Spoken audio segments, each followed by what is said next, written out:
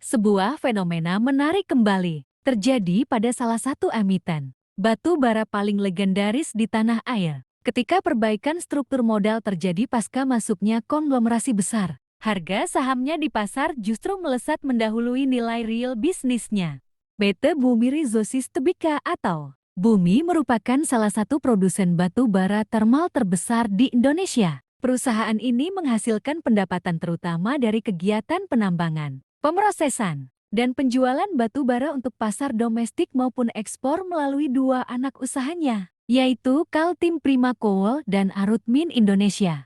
Industri batu bara sendiri bersifat sangat siklikal. Setelah mengalami puncak kejayaan pada tahun 2022 akibat krisis energi, industri ini mulai memasuki tahap normalisasi harga. Secara jangka panjang, sektor ini menghadapi tantangan transisi energi global menuju bahan bakar ramah lingkungan. Selain itu, kebijakan kewajiban pasar domestik atau Domestic Market Obligation juga membatasi potensi keuntungan maksimal saat terjadi lonjakan harga.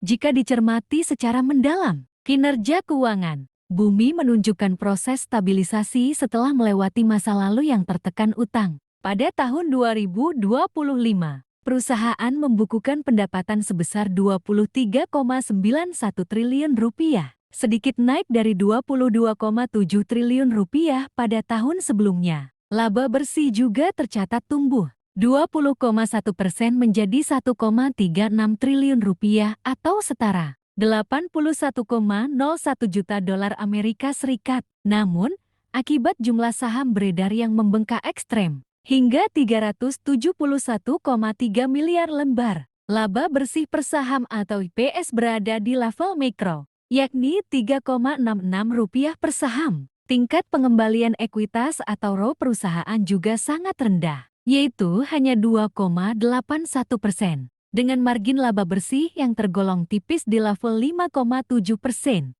Meskipun profitabilitas operasionalnya tertekan, kondisi neraca perusahaan saat ini tercatat jauh lebih sehat. Perusahaan mengantongi kas dan setara kas sebesar Rp1,99 triliun per akhir tahun ke-2025 total. Utang jangka pendek tercatat sebesar Rp9,87 triliun dan utang jangka panjang sebesar Rp12,45 triliun, dengan total ekuitas mencapai Rp48,46 triliun. Rasio utang terhadap ekuitas atau debt to equity rasio kini berada di level aman, yaitu 0,46 kali, yang menandakan risiko kebangkrutan sistemik telah menurun drastis. Secara kualitas bisnis, Bumi memiliki keunggulan skala ekonomi yang sangat besar serta keunggulan biaya logistik berkat kepemilikan pelabuhan batu bara terintegrasi. Namun, produk batu bara bersifat homogen tanpa biaya peralihan bagi pembeli. Selain itu, alokasi modal masa lalu yang dipenuhi jebakan utang membuat rekam jejaknya kurang menguntungkan bagi pemegang saham minoritas. Mengenai kualitas manajemen, masuknya Mok Energy yang mewakili kongsi strategis Grup Salim dan Grup Bakri sebagai pemegang saham pengendali sebesar 45,78% memberikan arah baru bagi perusahaan. Kendati demikian, prioritas alokasi arus kas pasca restrukturisasi membuat perusahaan belum ramah terhadap investor, pemburu dividen. Berdasarkan analisis valuasi, nilai buku per saham atau book value per share Bumi berada di level Rp130,52.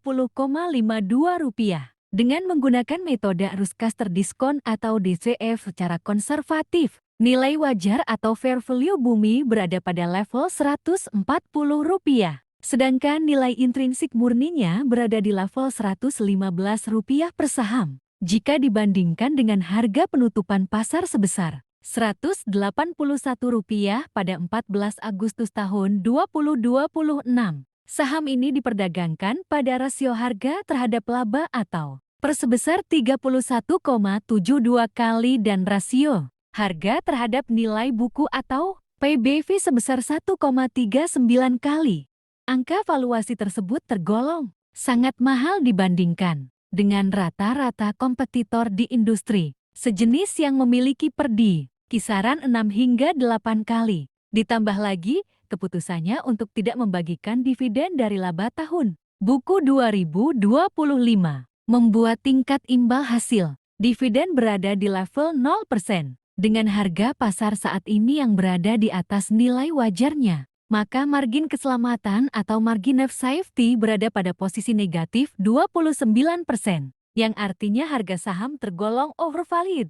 Di sisi lain, terdapat beberapa katalis positif yang berpotensi menopang kinerja perusahaan. Dalam jangka pendek, sentimen pendorong dapat datang dari potensi kenaikan harga batu bara menjelang musim dingin. Untuk jangka menengah dan panjang, efisiensi operasional penuh bersama Grup Salim, serta komersialisasi proyek hilirisasi dan ekspansi emas melalui anak usahanya, yaitu PT Bumi Resources Minerals Tbk, dapat menjadi mesin pertumbuhan baru. Namun, investor perlu mewaspadai sejumlah risiko utama. Risiko paling nyata adalah volatilitas harga batu bara global dan potensi penurunan permintaan dari negara pengimpor utama seperti China dan India. Selain itu, risiko transisi, energi hijau jangka panjang dan perubahan tarif royalti pemerintah dapat menekan margin keuntungan perusahaan secara permanen. Mempertimbangkan seluruh data tersebut, Bumi saat ini cenderung masuk dalam kategori value trap atau saham spekulatif untuk strategi investasi nilai murni. Walaupun proses perbaikan neraca berjalan sangat baik berkat masuknya Grup Salim, harga saham di pasar saat ini sudah terlalu mahal dan belum mencerminkan risiko profitabilitas yang ada. Tingkat ROE yang minim serta jumlah saham beredar yang sangat raksasa membuat potensi pertumbuhan EPS menjadi sangat terbatas bagi investor retail. Sebagai kesimpulan, Bumi memiliki kelebihan berupa keunggulan skala bisnis dan neraca yang jauh lebih sehat pasca restrukturisasi utang. Namun, kelemahannya terletak pada valuasi yang relatif sangat tinggi, profitabilitas modal yang rendah, dan absennya pembagian dividen. Oleh karena itu, bagi seorang deep value investor, saham ini belum layak untuk dikoleksi pada harga saat ini, apalagi dijadikan sebagai portofolio inti. Apakah menurut Anda saham dengan valuasi tinggi dan tanpa dividen seperti Bumi masih menarik untuk dikoleksi demi memanfaatkan momentum harga, atau Anda lebih memilih menunggu hingga harganya terkoreksi ke level nilai intrinsiknya? Tuliskan pendapat Anda di kolom komentar. Dan jangan lupa ikuti pembahasan analisis saham berikutnya.